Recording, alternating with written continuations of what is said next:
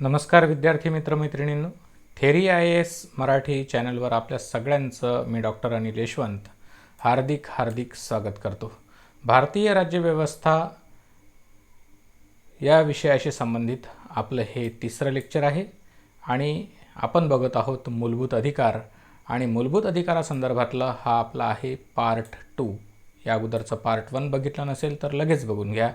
या लेक्चरमध्ये आपण अनुच्छेद 12 आणि 13चा अभ्यास करणार आहोत आणि यामध्ये आपण राज्य कायदा म्हणजे काय, त्याचा काय व्याख्या दिलेली आहे या दोन कलमांमध्ये आणि मूलभूत अधिकारांचे स्वरूप आणि न्यायालयीन पुनर्विलोकनाचं कसं काय इथे यांनी व्याख्या केलेली आहे या कलमामध्ये ते आपण बघणार आहोत. हे लेक्चर MPSC, UPSC, IAS, राज्यसेवा, कंबाईंड, PSI, ST असिस्टंट आणि पोलीस भरतीपर्यंतपासून सगळ्या स्पर्धात्मक परीक्षांसाठी उपयोगी आहे. जिथे जिथे तुम्हाला भारतीय राज्यव्यवस्था अभ्यासाला आहे तिथे मूलभूत अधिकाराला महत्त्व आहेच. कंबाईंडमध्ये एक प्रश्न कमीत कमी ठरलेलाच आहे या विषयावरून आणि राज्यसेवेमध्ये तर 2 प्रश्न कधी येतात कधी. ठीक आहे, चला तर मग बघूया आपण. माझ्याबद्दल बघा, इथे माझ्याबद्दल लिहिलेलं आहे. तुम्हाला जर वाटत असेल तर वाचून घ्या, हे की नाही. 2008 पासून मी शिकवतो आहे. यूट्यूबवर नवीन असलो तरीही शिकवण्याच्या पेशामध्ये अजिबात नवीन नाही, अनुभव कमी नाही, 12 वर्षापेक्षा जास्त अनुभव आहे. चलते आगे. मी तुम्हाला मागच्या लेक्चरमध्ये एक गोष्ट अधुरी ठेवली होती, ती पहिल्यांदा क्लिअर करून घेऊ. मी तुम्हाला सांगितलं होतं की मूलभूत अधिकारांचं 2 प्रकारे विभाजन केलं जातं. पहिले असतात ते केवळ भारतीयांसाठीचे मूलभूत अधिकार आणि दुसरे असतात भारतीय आणि परकीय या दोघांसाठीचे मूलभूत अधिकार. परकीय म्हणजे काय, जे भारताचे नागरिक नाही असे सगळे लोक. नागरिक बघा, एक व्यक्ती काय असू शकतो, त्याचं 3 प्रकारे आपण विभाजन करू शकतो. एक तर एखाद्या कोणत्या तरी देशाचा नागरिक असू शकतो, कोणत्याही स्वतंत्र देशाचा नागरिक असू शकतो. त्याच्यानंतर दुसरं काय असू शकतो की तो कोणत्याही देशाचा नागरिक नसेल असं पण असू शकतं. नागरिक असू पण शकतो आणि नागरिक नसू पण शकतो. त्याच्यानंतर तिसरी गोष्ट काय असू शकते की तो डिस्प्युटेड टेरिटरीमध्ये राहणारा असेल, म्हणजे असा प्रदेश ज्यावर एकापेक्षा अधिक देश आपलं स्वतःचं दावेदारी सांगत असतील. उदाहरणार्थ जम्मू आणि काश्मीर हा भारत आणि पाकिस्तान यांच्यामधला विवादित प्रदेश आहे. अशा प्रदेशामध्ये जर कोणी राहत असेल तर असे व्यक्तीसुद्धा असतात. आता जम्मू आणि काश्मीरच्या नागरिकांना भारताचे अधिकार, भारताच्या संविधानातले मूलभूत अधिकार आणि पाकिस्तानच्या संविधानातले मूलभूत अधिकार दोन्ही इकडले अधिकार मिळतात, हे की नाही. पण पाकिस्तान आणि भारत सोडलं तर उर्वरित जगासाठी या प्रदेशातले लोक कोण आहेत, ना भारताचे नागरिक आहेत ना पाकिस्तानचे नागरिक आहेत. ते डिस्प्युटेड कंट्री आहे, टेरिटरी आहे आणि असे नागरिकसुद्धा असतात, असे लोकसुद्धा असतात, बरोबर आहे. अशा 3 पद्धतीचे. मग भारतामध्ये केवळ भारतीय नागरिकांसाठी जे अधिकार आहेत ते अधिकार कोणते. आता हे जे अधिकार दिलेले आहेत केवळ भारतीयांसाठीचे अधिकार दिलेले आहेत. दुसऱ्या प्रकारचे अधिकार कोणते जे इथे दिलेले नाहीत, ते आहेत भारतीय नागरिक आणि विदेशी नागरिक दोघांनाही एकाच वेळी प्राप्त होणारे अधिकार. त्यामुळे इथे जर तुम्हाला अधिकार दिलेले आहेत या व्यतिरिक्त म्हणजे कलम 15, 16, 19, 29 आणि 30 ह्या कलमांव्यतिरिक्त जे अधिकार आहेत त्याला समजून घ्यायचं. ते कोणते आहेत, केवळ भारतीय नागरिक आणि विदेशी नागरिक या दोघांसाठीचे अधिकार. इथे बघा, आपण हे तुम्हाला विचारलं जाऊ शकतं परीक्षेमध्ये. तुम्हाला विचारलं जाईल की खालीलपैकी कोणत्या कलमातील अधिकार हे केवळ भारतीयांचे आहेत किंवा भारतीयांसाठी विदेशी नागरिकांना उपलब्ध नाहीत असं पण विचारलं जाऊ शकतो, किंवा या कलमामध्ये जे दिलेलं आहे ते पण तुम्हाला विचारलं जाऊ शकतं. त्यामुळे हे दोन्ही गोष्टीसाठी आपण तयार असलं पाहिजे. आपण कलमं पण पाठ केली पाहिजेत आणि त्या कलमांमध्ये काय दिलेलं आहे ते पण आपल्याला माहीत असलं पाहिजे, ते पण पाठ केलं पाहिजे. कलमं कोणती आहेत, कलम 15, 16 हे 2 सलग आहेत. 19 आणि 29 यामध्ये 10चं अंतर आहे, सरळ लक्षात राहते. आणि 29 नंतर 30 म्हणजे 29 आणि 30 हे 2 सलग आहेत. 15 आणि 16 हे 2 सलग आहेत आणि 19 नंतर बरोबर 10चं अंतर असल्यामुळे एक रायमिंग स्कीम निर्माण झालेली आहे. काय आहे, 19 आणि 29 हे 5 कलम आहेत. हे 5ही कलम पाठ पाहिजेत, 5ही कलम पाठ पाहिजेत. झोपेतून विचारलं तरीही झोपेतून उठवलं आणि विचारलं की कोणते अधिकार, कोणत्या कलमातले अधिकार केवळ भारतीय नागरिकांचे आहेत, तर ते तुम्हाला पाठ असलं पाहिजे. 15व्या कलमामध्ये काय आहे? धर्म, वंश, जात, लिंग किंवा जन्मस्थान या कारणावरून भेदभाव करण्यास मनाई. Article 15 prohibition of discrimination on grounds of religion, race, caste, sex और प्लेस ऑफ बर्थ. 16वा कलम काय आहे? सार्वजनिक सेवा योजनाच्या बाबींमध्ये समान संधी, म्हणजे राज्याच्या सेवेतील समान संधी. त्यानंतर आहे article 16 equality of opportunity in matters of public employment. मी इंग्रजीमध्ये का दिलं आहे? कारण इंग्लिश मीडियमच्या मुलांची क्युरीज येत होत्या की आम्हाला थोडा त्रास होत आहे, तो त्रास दूर करण्यासाठी मी त्यांना इंग्रजीमधून दिलेला आहे. त्यानंतर कलम 19मध्ये दिलेला आहे भाषण स्वातंत्र्य इत्यादी संबंधीच्या विवक्षित हक्कांचे संरक्षण. Article 19 prohibition of 6 rights related to freedom of speech and expression, to assemble peacefully and without arms, to form associations or unions, to move freely throughout the territory of India, to reside and settle in any part of the territory of India, and F to participate any profession, to practice any profession or to carry on any occupation, trade or business. त्यानंतर कलम 30 मध्ये काय दिलेलं आहे? सोप्या शब्दात काय आहे तर हे जे आहे ना कलम 19 मध्ये दिलेलं आहे 6 स्वातंत्र्य आपली. ते 6 स्वातंत्र्य आपण जेव्हा हा 19वा कलम शिकणार तेव्हा डिटेलमध्ये शिकणार आहोत, पण हे पाठ पाहिजेत तुमच्या. 29 मध्ये काय दिलेलं आहे? अल्पसंख्याक वर्गांच्या हितसंबंधांचे संरक्षण, protection of language, script and culture of minorities. हे आहे हितसंबंध. प्रोटेक्शन ऑफ लँग्वेज, भाषा, लिपी आणि संस्कृती यांचे जतन करण्याचे स्वातंत्र्य अल्पसंख्याकांनाही दिलेलं आहे. बरोबर आहे. त्यानंतर 30व्या कलमामध्ये काय आहे? शैक्षणिक संस्था स्थापण्याचा व त्यांचे प्रशासन करण्याचा अल्पसंख्याक वर्गाचा अधिकार. अल्पसंख्याकांचे अधिकार कोणत्या कलमामध्ये दिलेले आहेत? 29 आणि 30व्या कलमामध्ये. हे दोन्ही अधिकार कसे आहेत? हे केवळ भारतीयांसाठी उपलब्ध आहेत. म्हणजेच article 30 right to minorities to establish and administer educational institutions. Okay, चलो आगे चलते. झाला क्लिअर? आता आपण बघू कायदा, राज्य, मूलभूत अधिकारांचे स्वरूप आणि न्यायालयीन पुनर्विलोकन. हे काय भानगड आहे? स्टेट म्हणजे काय, राज्य म्हणजे काय, लॉ म्हणजे काय, nature of fundamental rights, judicial review, article 12 and 13 याचा आपण अभ्यास करणार आहोत. चलिए आगे चलते, देखते हैं क्या है. तो पहिल्यांदा आपण बघूया संवैधानिक तरतुदी. संवैधानिक तरतुदींचा अभ्यास केला तर आपल्या बऱ्याच गोष्टी क्लिअर होतात. कारण काय आहे, परीक्षेमध्ये तुम्हाला डायरेक्टली प्रश्न विचारला जातो की अमुक अमुक गोष्ट ही कोणत्या कलमामध्ये सांगितलेली आहे, कोणत्या अमुक अमुक अधिकार कोणत्या कलमामध्ये सांगितलेला आहे, किंवा कोणत्या कलमाने कोणत्या आयोगाची स्थापना केलेली आहे, कोणत्या संस्थेची स्थापना केलेली आहे, हे तुम्हाला सरळ कलम विचारलं जातं. आणि आपण फक्त वाचलेलं असतं पुस्तकांमध्ये या कलमानुसार, परंतु ते कलम कसं आहे नेमकं पुस्तकामध्ये ते जर आपण वाचलं संविधानामधलं कलम तर काय होईल, आपल्याला ते लक्षात ठेवायला फार सोपं जातं. आता हा जो नंबर दिसतो ना तुम्हाला बोल्डमध्ये, हा आहे अनुच्छेद किंवा कलम. त्याची पहिल्या 12व्या कलमामध्ये काय आहे बघा, भाग 3 मध्ये मूलभूत अधिकार दिलेले आहेत, मूलभूत हक्कसुद्धा म्हणतात त्याला. आणि इथे सर्वसाधारण तरतुदी दिलेल्या आहेत कलम 12 आणि कलम 13 मध्ये. तर कलम 12 मध्ये काय म्हटलेलं आहे, या भागात संदर्भानुसार अन्यथा आवश्यक नसेल तर राज्य या शब्दात भारताचे सरकार व संसद, राज्यांपैकी प्रत्येक राज्याचे शासन व विधिमंडळ, भारताच्या राज्यक्षेत्रातील अथवा भारत सरकारच्या नियंत्रणाखालील सर्व स्थानिक किंवा अन्य प्राधिकरणे यांचा समावेश होतो. आलं का लक्षात? इथे ज्युडिशियरी नाही आहे, न्यायमंडळ दिलेलं नाही.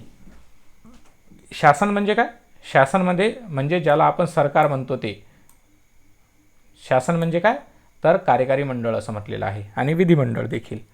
हे घटक राज्याचं पण आहे आणि केंद्र सरकारचं पण आहे. परंतु इथे घटक राज्याचे किंवा केंद्र सरकारचं न्यायमंडळ म्हटलेलं नाही. त्यामुळे राज्य या व्याख्येत 12व्या कलमात राज्य या व्याख्येत न्यायमंडळाचा समावेश नाही, हे तुम्ही पक्क लक्षात ठेवा. आणि भारताच्या राज्यक्षेत्रातील अथवा भारत सरकारच्या नियंत्रणाखालील सर्व स्थानिक किंवा अन्य प्राधिकरणे, मग यामध्ये स्थानिक स्वराज्य संस्थासुद्धा आल्या, बोर्ड पण आलेत, त्यानंतर सरकारने स्थापन केलेल्या कंपन्या पण आल्या आहेत, आहे की नाही. सरकारच्या कंपन्या आहेत ना, त्याला PSU म्हणतात, पब्लिक सेक्टर अंडरटेकिंग म्हणतात. मग स्टेट PSU सुद्धा आहेत आणि केंद्र सरकारच्या PSU सुद्धा आहेत, है ना, सेंट्रल. चला तर मग आलं लक्षात, त्यासुद्धा राज्य या व्याख्येमध्ये येतात. आणि तुमचं राज्य काय म्हणतात त्याला, ग्रामपंचायत आणि नगर प्रशासन हे पण येतात. ग्राम प्रशासन, नगर प्रशासन हे पण राज्य या संकल्पनेमध्ये येतात. आणि सरकारच्या वतीने काम करणारं, सरकारकडून पैसे घेणारं कोणतीही व्यक्ती काय होते, राज्य या संकल्पनेत येते. आपण डिटेलमध्ये पुन्हा बघू पुढे. त्यानंतर 13वा कलम काय म्हणतं, मूलभूत हक्कांशी विसंगत असलेले अथवा त्यांचे न्यूनीकरण करणारे कायदे. या संविधानाच्या यामध्ये आता बघा 1, 2, 3 आणि 4 अशी 4 उपकलमं आहेत 13व्या कलमाचे. पहिल्यामध्ये काय म्हटलेलं आहे, या संविधानाच्या प्रारंभाच्या लगतपूर्वी भारताच्या राज्यक्षेत्रात संविधानाच्या प्रारंभाच्या लगतपूर्वी म्हणजे संविधान लागू व्हायच्या अगोदर अंमलात असलेले सर्व कायदे जेथवर या भागाच्या तरतुदींशी विसंगत असतील तेथवर अशा विसंगतीच्या व्याप्तीपुरते शून्यवत असतील. शून्यवत असतील म्हणजे ते रद्द होतील, 0 होऊन जातील. 0 होणे म्हणजे आता ते काहीच नाही राहिले. त्यानंतर राज्य या भागाने प्रदान केलेले हक्क हिरावून घेणारा किंवा त्यांचा संकोच करणारा कोणताही कायदा करणार नाही. राज्य म्हणजे काय, तर राज्य म्हणजे हे इथे आता विधिमंडळ म्हटलेलं आहे. कायदा करण्याचा अधिकार कोणाला असतो, विधिमंडळाला असतो. पण तेवढंच आहे का मर्यादित, नाही. आणखी आपण कायदा या शब्दाचा अर्थ काय आहे ते आपण बघणार आहोत डिटेलमध्ये. या खंडाचे उल्लंघन करून केलेला कोणताही कायदा त्या उल्लंघनाच्या व्याप्तीपुरता शून्यवत असेल. बघा पहिल्या भागात काय म्हटलं होतं, पहिल्या भागात म्हटलं होतं की संविधान निर्माण होण्याच्या अगोदरचा म्हणजे 26 जानेवारी 1900 पूर्वी, 26 जानेवारी 1900 पूर्वीचा कायदा रद्द होईल जर तो मूलभूत अधिकाराचं उल्लंघन करणारा असेल, मूलभूत अधिकाराशी विसंगत असेल तर. आणि दुसऱ्यात काय म्हटलेलं आहे, दुसऱ्यात म्हटलेलं आहे या भागाने प्रदान केलेला संकोच करणारा कोणताही कायदा करणार नाही. म्हणजे नवीन कायदा 26 जानेवारी 1950 नंतर असा कायदा करता येणार नाही. जुने कायदे आणि नवे कायदे दोन्हीही जर ते मूलभूत अधिकाराच्या विरोधात जाणारे असतील तर ते काय होतील, शून्यवत असतील, शून्यवत ठरतील, रद्द होतील. आता हे रद्द कोण करणार हो, तर ते न्यायव्यवस्था करणार. आणि इथून जन्म होतो एका तत्वाचा, तो आहे न्यायालयीन पुनर्विलोकनाचं तत्व, आहे की नाही. हे शून्यवत ठरवण्याचं काम कोण करणार आहे, न्यायव्यवस्था करणार आहे. मग न्यायव्यवस्थेला काय करावं लागेल, जे कायदे अस्तित्वात आहे ते आणि जे कायदे नव्याने केलेले आहेत ते त्यांचा काय करावं लागेल, रिव्ह्यू करावा लागेल, त्याचं पुनरावलोकन करावं लागेल की हे खरंच सर्वोच्च मूलभूत अधिकाराशी सुसंगत आहेत की विसंगत आहेत, तपासून पाहावं लागेल मोठ्या भिंगातून, है ना. मग त्यावेळी त्याला काय म्हणतात, न्यायालयीन पुनर्विलोकन. म्हणजे न्यायालयीन पुनर्विलोकनाचा जन्म कुठून झालेला आहे, तर ते 13व्या कलमाने झालेला आहे. आपण डिटेलमध्ये पुन्हा बघू पुढे. या अनुच्छेदात संदर्भानुसार, तिसऱ्यामध्ये काय म्हटलेलं आहे, या अनुच्छेदात संदर्भानुसार आवश्यक नसेल तर कायदा यात भारताच्या राज्यक्षेत्रात कायद्या इतकाच प्रभावी असलेला कोणताही अध्यादेश, आदेश, उपविधी, नियम, विनियम, अधिसूचना, रूढी किंवा परिपाठ यांचा समावेश आहे. त्यानंतर म्हटलेलं आहे अंमलात असलेले कायदे यात भारताच्या राज्यक्षेत्रातील विधिमंडळाने किंवा अन्य सक्षम प्राधिकाऱ्याने या संविधानाच्या प्रारंभापूर्वी पारित केलेल्या व पूर्वी निरसित न झालेल्या कायद्यांचा समावेश आहे. मग तो कायदा, त्याचा कोणताही भाग त्यावेळी मुळीच किंवा विशिष्ट क्षेत्रामध्ये अंमलात नसला तरी हरकत नाही. एवढं किचकट समजून घेऊ नका, मी तुम्हाला सोपं करून सांगतो, टेन्शन घेऊ नका. आणि चौथ्या ह्याच्यात काय म्हटलेलं आहे, या अनुच्छेदातील कोणतीही गोष्ट अनुच्छेद 368 अन्वये केलेल्या संविधानाच्या कोणत्याही सुधारणेस लागू असणार नाही. हे कलम नव्याने टाकलं गेलं आहे. मूळ संविधानात हे कलम नव्हतं, हा उपकलम नव्हतं. हे नव्याने टाकलेलं आहे 24व्या घटनादुरुस्तीने. 24व्या घटनादुरुस्तीने बघू आपण त्याच्यानंतर काय झालं ते, है ना. आता इंग्रजीवाले, मी पुन्हा हे एवढं सगळं वाचत बसत नाही. तुम्ही काय करा, हे तुम्ही व्हिडिओ स्टॉप करून वाचून घ्या. चला पुढे आपण बघूया. आता बघा, राज्य संकल्पनेचा राज्यशास्त्रात काय अर्थ आहे. जेव्हा एखादी सामान्य व्यक्ती संविधानाच्या संदर्भाशिवाय राज्य ही संकल्पना वापरते तेव्हा त्याचा काय अर्थ आहे तो आपण पहिल्यांदा समजून घेऊ, म्हणजे तुम्हाला संविधानातला अर्थ समजायला सोपं जाईल आणखी, आणि काही गोष्टीसुद्धा तुमचा क्लिअर होऊन जातील. एक असा सार्वभौम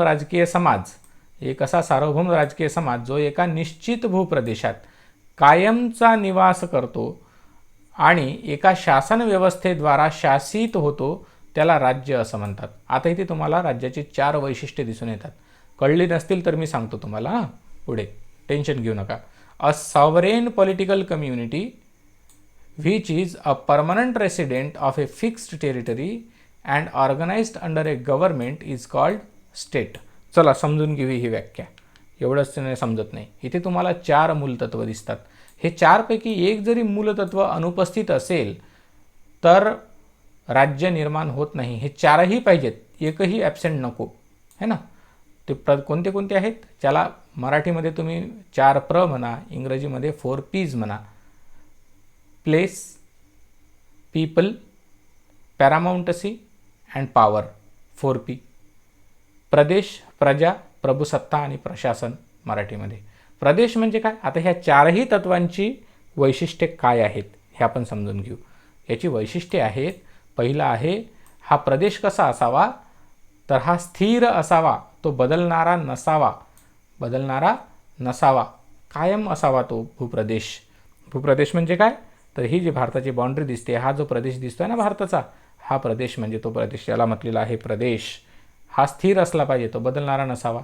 दुसऱ्यांदा प्रजा किंवा नागरिक, जसं तो प्रदेश स्थिर असावा ना, तसे हे नागरिकसुद्धा स्थिर किंवा कायमचा निवास करणारे असावेत, ते भटकणारे नसावेत. बरोबर. त्याच्यानंतर प्रशासन कसं असावं, प्रशासन म्हणजे काय, तर बघा राज्याची 3 कार्य असतात, प्रशासनाची 3 कार्य असतात. कायदे निर्माण करणे, कायद्यांची अंमलबजावणी करणे आणि तिसरं असतं न्यायदान करणे. आता ही 3ही कार्य पार पाडण्यासाठी काय असतात, हे 3 संस्था निर्माण केलेल्या असतात. ते क्रमशः कोणते, तर विधिमंडळ कायदा करण्यासाठी, कार्यकारी मंडळ कायद्याची अंमलबजावणी करण्यासाठी आणि न्यायमंडळ असतं न्यायदान करण्यासाठी. यालाच काय म्हणतात, ही 3 कामं, आणि हे 3 कामं करण्यासाठी जर वेगळ्या 3 संस्था असतील तर त्याला म्हणतात शक्ती विभाजन. त्याला काय म्हणतात, शक्ती विभाजन, सेपरेशन ऑफ पॉवर असं म्हणतात. आणि या तिघांना संयुक्तपणे काय म्हणतात, या तिघांनाही संयुक्तपणे प्रशासन किंवा सरकार असं म्हटलं जाते. यानंतर सरकार म्हणजे केवळ कार्यकारी मंडळ किंवा केवळ पंतप्रधान आणि मंत्रिमंडळ म्हणजे सरकार का, नाही, ते सरकारचा एक भाग झालेत. त्यांचं काम काय आहे, ते कार्यकारी मंडळ आहेत, कायद्यांची अंमलबजावणी करतात, कायदे निर्मितीचं काम करणारे, आणि आपली न्यायव्यवस्थासुद्धा हे काय आहेत, सरकारचे 3 भाग आहेत. त्या तिघांनी मिळून प्रशासन किंवा सरकार बनत असते राज्यशास्त्रामध्ये. आपण सामान्य अर्थाने जेव्हा वापरतो ना प्रशासन किंवा सरकार हा शब्द, तेव्हा त्याचा अर्थ हे 3घही जण असतात. परंतु आपण मात्र गफलतीने केवळ कार्यकारी मंडळालाच सरकार म्हणून देतो. आपण त्यामध्ये न्यायव्यवस्था आणि संसदेला घेत नाही, पण ती आपली चूक असते. यानंतर ही चूक करायची नाही.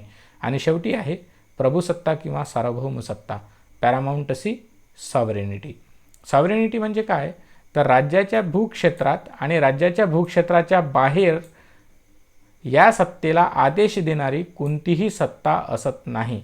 जर असं असेल तर ती काय आहे, ती सत्ता सार्वभौम आहे, तो देश सार्वभौम आहे. भारताला 1947 पूर्वी सार्वभौम सत्ता भारताकडे नव्हती, आणि म्हणून भारत हे राज्य होतं का, नाही. भारत हा देश कदाचित होतं, परंतु ते राष्ट्रही होतं, परंतु तो देश नव्हता. कारण काय होतं, कारण हे सार्वभौम सत्ता किंवा प्रभुसत्ता भारतामध्ये नव्हती, ती इंग्लंडकडे होती. बरोबर आहे. म्हणजेच भारताच्या भूक्षेत्राबाहेर एक अशी संस्था होती जी भारताला आदेश देऊ शकत होती, आणि तो आदेश भारतावर बंधनकारक होता. बरोबर आहे, आलं लक्षात. हे आहेत राज्याची 4 वैशिष्ट्ये. आता आपण बघू भारताच्या संविधानात राज्य संकल्पनेचा अर्थ काय आहे. बघूया. अनुच्छेद 12 आपण बघत आहोत. या अनुच्छेद 12मध्ये आणि अनुच्छेद 36मध्ये सुद्धा जो 12व्या कलमात अर्थ आहे राज्याचा, तोच अर्थ आहे. म्हणून तुम्ही अनुच्छेद 36 सुद्धा लक्षात घ्या. हां, यामध्ये काय म्हटलं आहे की संघ सरकार म्हणजे ज्याला आपण केंद्र सरकार म्हणतो, त्याला संविधानाच्या भाषेत संघ सरकार असं म्हणतात. संघ सरकारचे विधिमंडळ आणि कार्यकारी मंडळ, म्हणजे संघ सरकारच्या विधिमंडळाला काय म्हणतात, संसद म्हणतात, आणि कार्यकारी मंडळाला काय म्हणतात, राष्ट्रपती, पंतप्रधान, मंत्रिमंडळ, त्याची मंत्रिपरिषद, या सगळ्यांना काय म्हणतात, कार्यकारी मंडळ म्हणतात. त्यानंतर घटक राज्यांमध्ये पण, ज्याला आपण घटक राज्य म्हणतो त्याला संविधानामध्ये काय म्हणतात, राज्य असं म्हणतात. ते आपण मागच्या लेक्चरमध्ये बघितलं है ना. आणि पुढे इथे पण आपण बघणार आहोत. तर मग यामध्ये पण घटक राज्याचं विधिमंडळ आणि घटक राज्याचं कार्यकारी मंडळ. घटक राज्याच्या कार्यकारी मंडळामध्ये कोण येतं, राज्यपाल येतं, मुख्यमंत्री येतं, आणि मुख्यमंत्र्याच्या नेतृत्वामधलं कोण, मंत्रिपरिषद येते. याला कार्यकारी मंडळ असं म्हणतात. त्याच्यानंतर स्थानिक स्वराज्य संस्था, पंचायत राज व्यवस्था आणि नगर प्रशासन दोन्ही पण. त्यानंतर एजन्सी, कार्यालय किंवा व्यक्ती किंवा बोर्ड, जे ह्या तिघांची कार्य किंवा जबाबदाऱ्या पार पाडत असतात. जेव्हा तुम्हीसुद्धा जर या तिघांपैकी कुणाची एकाची जबाबदारी पार पाडत आहात आणि त्यासाठी तुम्ही या तिघांपैकी कुणाहीकडून तुम्ही काय केलं, एखाद्याचं कडून पैसे घेतलेले असतील, मोबदला घेतलेला असेल, तर तुम्ही देखील राज्य या संकल्पनेत येता. बरोबर आहे, तुम्हीसुद्धा येता. आता इथे पॉईंट टू बी नोटेड, काही गोष्टी लक्षात घ्या, इथे प्रश्न असतात. केवळ राष्ट्रीयदृष्ट्या महत्त्वाची जबाबदारी पार पाडत असल्याने एखादी व्यक्ती किंवा बोर्ड अथवा संघटना राज्य ठरत नाही. तुम्ही म्हणाल की ह्या तिघांपैकी कुणाचंच एक काम नाही, पण ते राष्ट्रीयदृष्ट्या महत्त्वाचं काम आहे. उदाहरणार्थ भारताच्या वतीने क्रिकेट खेळणे, बरोबर आहे ना, BCCI करताना हे काम, BCCI काम करताना हे भारताच्या वतीने आपण क्रिकेट खेळतात ना, आंतरराष्ट्रीय क्रिकेटमध्ये टीम पाठवण्याचं काम कोण करते, BCCI करते. ही राष्ट्रीयदृष्ट्या महत्त्वाची जबाबदारी आहे की नाही. परंतु असं असलं तरीही BCCI राज्य नाही, BCCI स्टेट नाही. ती एक काय आहे, प्रायव्हेट ऑर्गनायझेशन आहे, एक प्रायव्हेट कंपनी आहे. बरोबर, हां, लक्षात ठेवा. दुसरी नोट लक्षात ठेवा की सामान्य परिस्थितीमध्ये, म्हणजे न्यायिक कार्य करताना, न्यायपालिका राज्य नाही, न्यायपालिका राज्य या संकल्पनेत येत नाही. परंतु जेव्हा ती कार्यकारी किंवा विधायिकी कार्य पार पाडते, म्हणजे कार्यकारी मंडळाचे किंवा विधिमंडळाचे कार्य करते, तेव्हा मात्र ती राज्य ठरते. उदाहरणार्थ CBI वर कुणाचं नियंत्रण असते, तर ते कार्यकारी मंडळाचं नियंत्रण असते. सरकारचं नियंत्रण असते म्हणजे कार्यकारी मंडळाचं नियंत्रण असते, आहे की नाही. होम मिनिस्ट्रीच्या अंतर्गत येते. परंतु एखादं कार्य करत असता, एखाद्या खटल्याची चौकशी करत असताना, एखाद्या वादाची चौकशी करत असताना न्यायपालिका काय करते, ह्या CBIला आपल्या ताब्यात घेते, CBIला आपल्या ताब्यात घेते आणि CBI मार्फत एखाद्या खटल्याची काय करते, चौकशी करते, एखाद्या वादाची चौकशी करते, एखाद्या केसची चौकशी करते. आणि मग काय होते, अशा वेळी न्यायपालिका राज्य या व्याख्येमध्ये येत असते, राज्य या व्याख्येत समाविष्ट होत असते. तिसरी नोट काय आहे, राज्याचा हा अर्थ केवळ भाग 3 आणि 4 पुरताच मर्यादित आहे, इतरत्र नाही. इतरत्र राज्य या शब्दाचा अर्थ वेगळा आहे. उदाहरणार्थ भाग 1 असेल, भाग 5 असेल, भाग 9, 10, 11, 12, 13, 14, 15 किंवा अनेक अशा ठिकाणी राज्य या शब्दाचा अर्थ आलेला आहे. अनुसूच्यांमध्ये सुद्धा हाच अर्थ आलेला आहे. उदाहरणार्थ 1ली, 4थी, 7वी अनुसूची. मग तिथे राज्य या शब्दाचा अर्थ काय आहे, तिथे राज्य या शब्दाचा अर्थ आहे घटक राज्य. ज्याला आपण घटक राज्य असं म्हणतो ना, त्याला संविधानाच्या भाषेत काय म्हणतात, फक्त राज्य असं म्हणतात. काय म्हणतात, राज्य. किती राज्य आहेत सध्या आपल्या इथे, ते आहेत 28. 2014मध्ये 29 झाली होती, परंतु 2019मध्ये पुन्हा जम्मू काश्मीरचा राज्याचा दर्जा संपला आणि म्हणून आपल्या इथे पुन्हा 29ची घटक राज्य किती झाली, तर ती 28 झालेली आहे 2019 पासून पुन्हा. चलो, ही गोष्ट क्लिअर झाली. आता राज्य या शब्दाचा अर्थ कळला तुम्हाला, म्हणजेच कलम 12 कळलं तुम्हाला. आता बघा कलम 13 बघू. आता मूलभूत हक्कांशी विसंगत असलेले अथवा त्याचे न्यूनीकरण करणारे कायदे. इंग्रजीमध्ये बघून घेऊ ना काय आहे तर, laws inconsistent with or in derogation of the fundamental rights, है की नाही. हे आपण बघू आता काय भानगड आहे ही. तर आता बघा यामध्ये किती भाग दिलेले आहेत आपण बघितलं ना. तर यामध्ये 1, 2, 3, आणि 4 हे भाग दिलेले आहेत. हे भाग आपण डिटेलमध्ये बघितलेले आहेत मागे, है ना, वाचले ना आपण. आता याच्यात आपण बघूया काय आहे ते. हां, आता याचं स्पष्टीकरण बघणार आहोत आपण. तर मूलभूत अधिकारांचे स्वरूप याने काय केलेलं आहे, 13व्या कलमाने पहिल्यांदा मूलभूत अधिकाराचं स्वरूप निश्चित केलेलं आहे. हे काय आहे, मूलभूत अधिकार न्याययोग्य आहेत. न्याययोग्य म्हणजे काय, मूलभूत अधिकारांची अंमलबजावणी करण्यासाठी आपण काय करू शकतो, न्यायालयात जाऊ शकतो. जर मूलभूत अधिकारांचा भारत सरकारने, राज्याने, इथे आपण जो आता राज्याचा अर्थ बघितला तो राज्याचा अर्थ आता लक्षात ठेवा. हां, जर राज्याने मूलभूत अधिकाराचा सन्मान केला नाही आणि त्याचं उल्लंघन केलं, त्याची अंमलबजावणी केली नाही, तर एखादा नागरिक काय करू शकतो, न्यायालयात जाऊ शकतो आणि त्याबद्दल दाद मागू शकतो. आणि म्हणून हे सर्व मूलभूत अधिकार कसे बनलेले आहेत, न्याययोग्य बनलेले आहेत. आणि अनुच्छेद 13 सोबत 32 आणि 226 हे 2 अनुच्छेद जोडले की आपल्याला मूलभूत अधिकाराचं स्वरूप न्याययोग्य आहे हे कळतं. मूलभूत अधिकारांना न्याययोग्य बनवण्याचं काम कोणत्या कोणत्या कलमांनी केलेलं आहे, अनुच्छेद 13, अनुच्छेद 32 आणि अनुच्छेद 226 यांनी. हां, हे कलमांचा काय अर्थ आहे हे आपण एकाच ठिकाणी बघत गेलो तर मग आपला व्हिडिओ खूप लांब होणार आहे. म्हणून हा व्हिडिओ शॉर्ट ठेवण्यासाठी मी तुम्हाला 32 मध्ये आणि 226 मध्ये काय दिलं आहे हे फक्त थोडक्यात सांगतो. इथे आपल्याला रीट पिटिशन दाखल करण्याचा अधिकार आहे. मूलभूत अधिकाराचे उल्लंघन झाले तर 32व्या कलमानुसार सर्वोच्च न्यायालयात आणि 226व्या कलमानुसार उच्च न्यायालयामध्ये, है ना. तर मग आपण हे डिटेलमध्ये पुढे बघणार आहोत.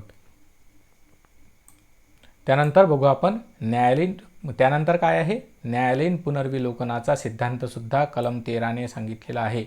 न्यायालयीन पुनर्विलोकनाचा सिद्धांत मी तुम्हाला सांगितलं काय आहे. तर कोणताही कायदा, प्रथा, परंपरा, नियम, आदेश, संविधान दुरुस्ती यांचे परीक्षण करणे म्हणजेच काय, तर त्यांचे पुनर्विलोकन करणे. ते मूलभूत अधिकार किंवा संविधानाच्या मूलभूत चौकटीचे उल्लंघन करणार आहे का हे ठरवते व तसे दिसून आल्यास त्यास काय करते, बाद ठरवते किंवा शून्य ठरवते. मग आता पुन्हा न्यायालयीन पुनर्विलोकनाच्या तत्वाचा आपल्याला पूर्ण अभ्यास करायचा असेल, पूर्ण समजून घ्यायचं असेल तर मग काय करावं लागेल आपल्याला कलम 13, कलम 21, कलम 32, कलम 131 ते 136, 143, 226 आणि 246 हे सगळी कलमांचा सोबत अभ्यास करावा लागतो. मी एक व्हिडिओ बनवेल आणि तुम्हाला न्यायालयीन पुनर्विलोकनाचा सिद्धांत या कलमांनुसार मी तुम्हाला पूर्ण समजावून सांगेल. हां, भविष्यात आपण बनवू. हा व्हिडिओ एक महत्त्वाचा व्हिडिओ आहे. UPSC वाल्यांसाठी खास महत्त्वाचा राहील, MPSCसाठी तर एवढा महत्त्वाचा नाही. चला, तिसरा महत्त्वाचा प्रश्न काय आहे. आता तिसरा पॉईंट यामधून काय निघतो, काही महत्त्वाचे प्रश्न तयार झालेले आहेत. ते प्रश्न कोणते, पहिला प्रश्न आहे, कायद्यात वैयक्तिक कायद्याचा समावेश होतो का, पर्सनल लॉ. जसं आता मॅरेज असेल किंवा मग प्रॉपर्टीची हेरिडेटरी ठरवायची असेल, म्हणजे वारसा हक्क ठरवायचा असेल, कायदे असे हे धर्मानुसार कायदे आहेत. प्रत्येक धर्माचे याबद्दलचे कायदे वेगवेगळे आहेत, त्यांना वैयक्तिक कायदा असे म्हणतात. मग या वैयक्तिक कायद्याचा कायद्यात समावेश होतो का, जे आपण बघितलं ना, काय बघितलं आपण, हे बघा. इथे कायदा अनुच्छेद 13(3) मध्ये काय म्हटलेलं आहे, उपकलम 3 मध्ये भारताच्या राज्यक्षेत्रात कायदे इतकाच प्रभावी असलेला अध्यादेश म्हटलेला आहे, आदेश म्हटलेला आहे, उपविधी, नियम, विनियम, अधिसूचना, रूढी किंवा परिपाठ हे शब्द आलेले आहेत.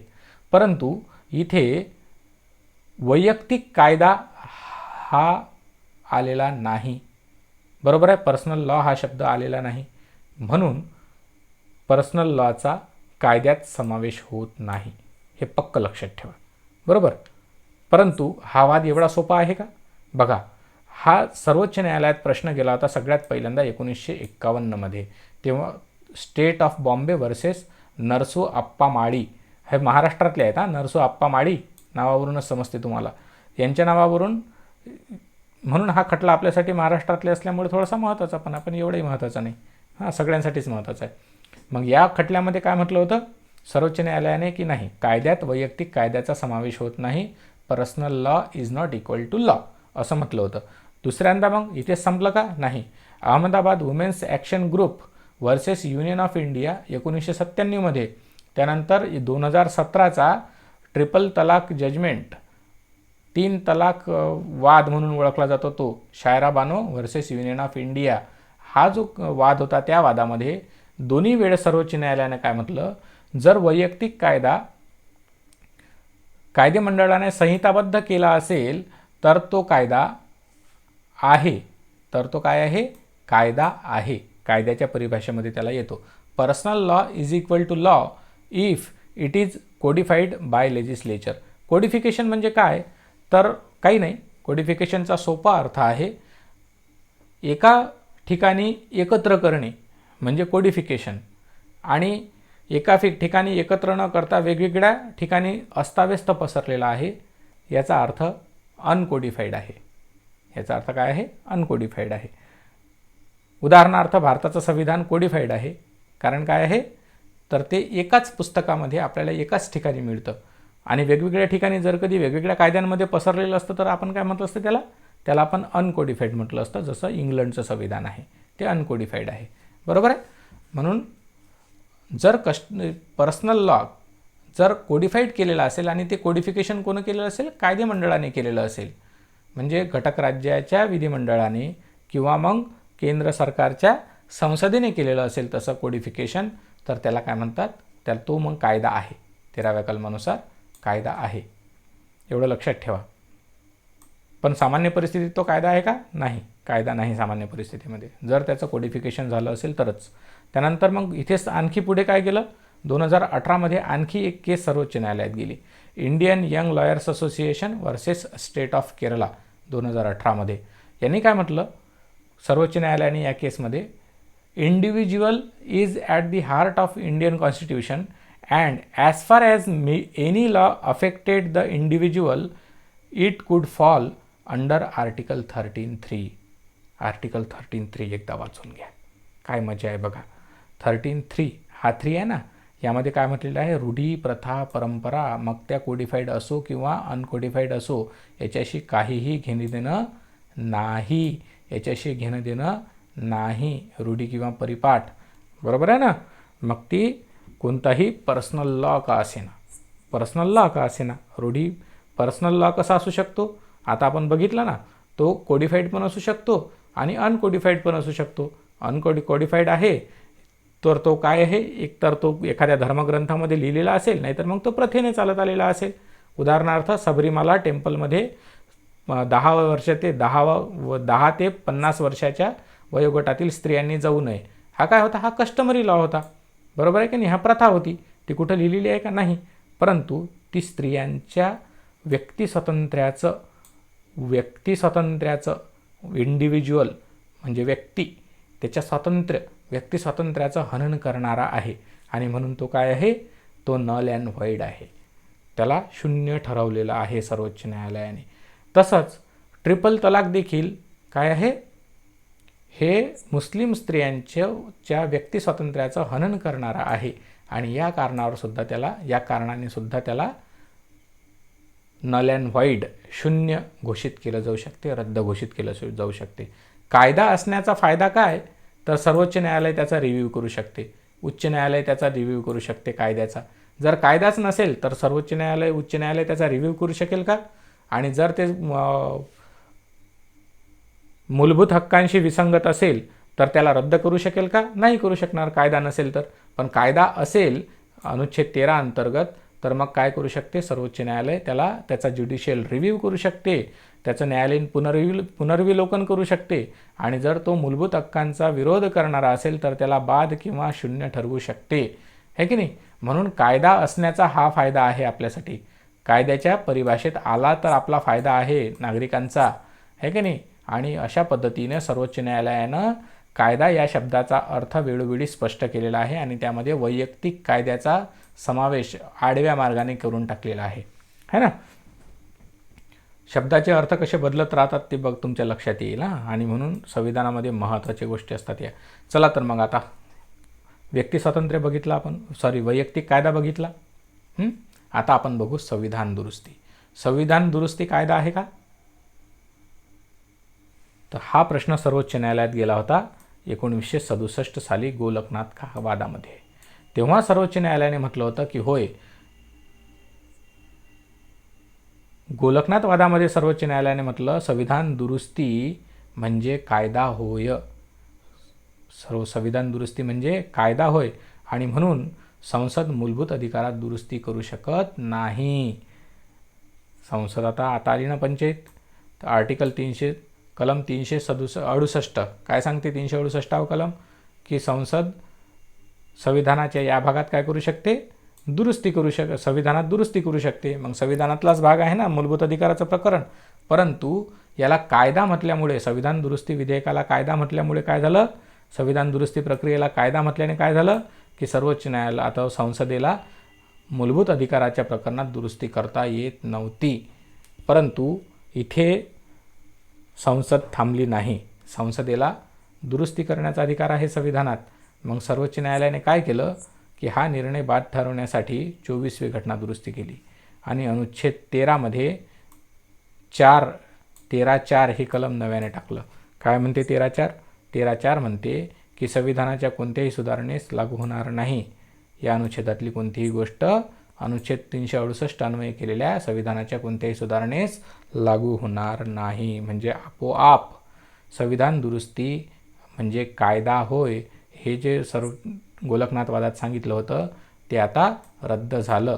आणि केशवानंद भारती खटल्यामध्ये सर्वोच्च न्यायालयाने या 24व्या घटना दुरुस्तीला वैध ठरवलं आणि म्हटलेलं आहे की कायदा म्हणजे संविधान दुरुस्ती नव्हे. संविधान दुरुस्ती नव्हे. म्हणून संसद मूलभूत अधिकारात दुरुस्ती करू शकते, परंतु एक बंधन यामध्ये टाकलेलं आहे मूलभूत चौकटीचं. गेल्या लेक्चरमध्ये मी हे तुम्हाला चांगल्या पद्धतीने स्पष्ट करून सांगितलेलं आहे संविधानाची मूलभूत चौकट म्हणजे काय. तर ते मागचं लेक्चर बघितलं असेल तर हे तुमच्या लक्षात येऊन जाईल. चला बघून घ्या ते लेक्चर. लिंक त्याची डिस्क्रिप्शन बॉक्समध्ये दिलेली आहे. आता आपण याच्यातून काय निष्कर्ष निघतात ते बघू. बघा, आता हे एवढं सगळं कठीण बघितलं, आता सोपं करून बघू जेणेकरून आपल्याला परीक्षेसाठी लक्षात ठेवता येईल. काय म्हटलेलं आहे? पहिलं, कायद्यामध्ये काय येतं हे लक्षात घ्या. विधी म्हणजे काय? तर पहिलं स्थायी कायदे. स्थायी कायदे म्हणजे कोणते? संसदेने आणि विधिमंडळाने विशिष्ट कायद्याच्या प्रक्रियेतून बनवलेले कायदे. त्याच्यानंतर दुसरं अस्थायी कायदे म्हणजे काय? तर राष्ट्रपती, राज्यपाल यांनी काढलेले अध्यादेश. अध्यादेश कसे अस्थायी असतात ना, जेव्हा त्याला संसद किंवा विधिमंडळ मान्य करेल तेव्हा जेव्हा अध्यादेशाचं कायद्यात रूपांतर होईल तेव्हा ते स्थायी कायदे बनतील, है ना. पण ते स्वरूपाने अस्थायी असतात. तिसरा आहे प्रत्यायोजित विधी. प्रत्यायोजित विधी म्हणजे काय? Delegated legislation. हा जो अध्यादेश किंवा मग हा कायदा आहे विधिमंडळाने बनवलेला, यामध्ये मोघम नियम ठरवलेले असतात, परंतु बारीक सारीक नियम बनवण्याचे अधिकार कुणाला दिलेले असतात? कार्यकारी मंडळाला दिले असतात. हे जे बारीक सारीक नियम बनवण्याचे अधिकार आहेत त्यालाच म्हणतात प्रत्यायोजित अधिनियम किंवा प्रत्यायोजित विधी असं म्हणतात. मग यानुसार काय करते? कार्यकारी मंडळ नियम, उपनियम, आदेश किंवा अधिसूचना काढत असते. या सगळे कशामध्ये येतात? विधीमध्ये येतात. हे सगळे पण कशामध्ये येतात? विधीमध्ये यांचा सगळ्यांचा समावेश होतो. आणि याही पलीकडे गैरविधिक स्त्रोतसुद्धा असतात, रूढी, प्रथा, परंपरा इत्यादी. उदाहरणार्थ 10 ते 50 वर्ष वयोगटातील स्त्रियांनी सबरीमाला मंदिरामध्ये जाऊ नये या संदर्भातलं बंधन. त्याच्यानंतर कायद्यामध्ये काय येत नाही? तर सामान्य परिस्थितीमध्ये कायद्यामध्ये समावेश होत नाही वैयक्तिक कायद्याचा आणि संविधान दुरुस्तीचा, परंतु त्याच्यावर हे दोन बंधनं आहेत. विधिमंडळाने संहिताबद्ध केलेला असेल किंवा व्यक्ती स्वातंत्र्याचे हनन करणारा असा कोणता तरी वैयक्तिक कायदा असेल तर त्याचा मात्र सर्वोच्च न्यायालय ज्युडिशियल रिव्ह्यू करू शकते आणि तो जर मूलभूत अधिकाराच्या विरोधात जाणारा असेल तर त्याला नल अँड व्हॉइड ठरवू शकते. म्हणजे त्या विधीचा आणि कायद्याचा भारतात पालन होऊ शकत नाही. आणि जर असं कोणी करत असेल तर तो मग सर्वोच्च न्यायालयाचा काय असेल? तो अपमान असेल, अवमान असेल. आणि असा अवमान जर सर्वोच्च न्यायालयाचा कोणी करत असेल तर सर्वोच्च न्यायालय त्याला शिक्षा करू शकते. चला तर मग आशा आहे की मी तुम्हाला हा विषय चांगल्या पद्धतीने समजावून सांगू शकलो. चॅनलला सबस्क्राईब करा. सबस्क्राईब करण्याचे पैसे पडत नाहीत. लवकर सबस्क्राईब करा. सबस्क्राईबचे बटन आत्ताच दाबून घ्या.